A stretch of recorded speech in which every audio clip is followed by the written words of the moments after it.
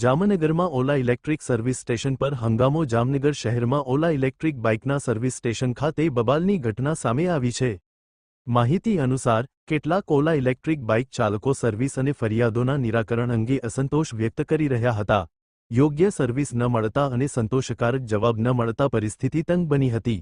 ગ્રાહકોની ઓલા electric bike 1 વર્ષથી પણ વધુ ભાવિકોને સર્વિસમાં રાખી છે, તેમ છતાં હજુ સુધી રિપેરિંગ નથી થઈ. લોકો બાઇકના હપ્તા ભરે છે પણ બાઇક નથી આવી. પરેશાનીથી લોકો ઓલા ઇલેક્ટ્રિક બાઇકથી થાકી ગયા. કોઈ જવાબદાર વ્યક્તિ નથી.